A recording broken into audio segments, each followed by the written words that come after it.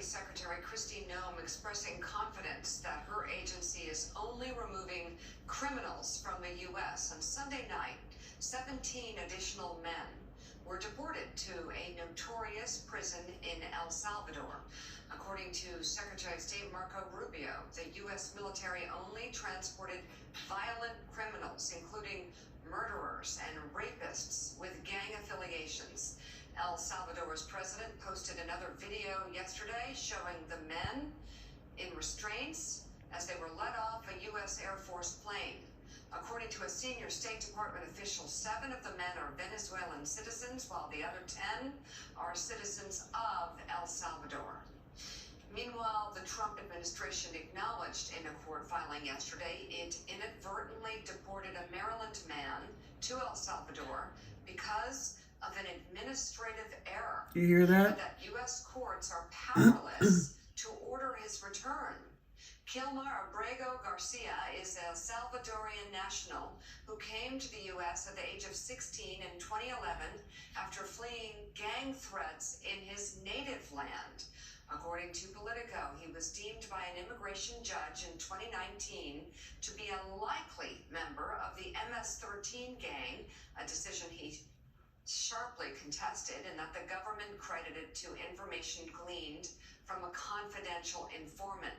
But the court also agreed at the time that he should not be deported to El Salvador, finding that his fear of being persecuted or tortured was credible. On Monday, attorneys for the government admitted that Abrego Garcia was deported accidentally. Although ICE was aware of his protection from removal to El Salvador, Abrego Garcia was removed to El Salvador because of an administrative error. Trump lawyers said the court has no ability to bring him back now that he is in Salvadoran custody.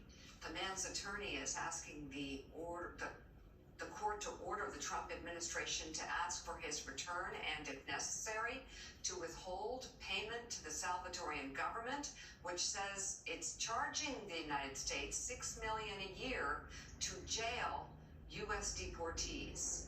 Trump administration attorneys told the court to dismiss the request on multiple grounds, including that Trump's primacy in foreign affairs outweighs the interests of the man and his family, and also noted that he was not likely to be tortured or killed in El Salvador.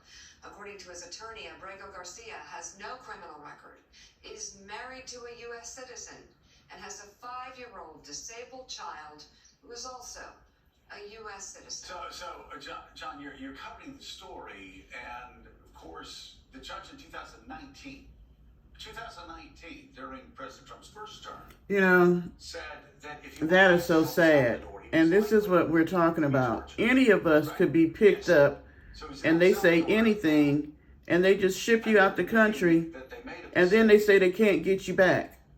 I don't understand how you send somebody out the country that shouldn't have never been sent, and you can't bring them back because of what is going to look like on the president with his foreign affairs.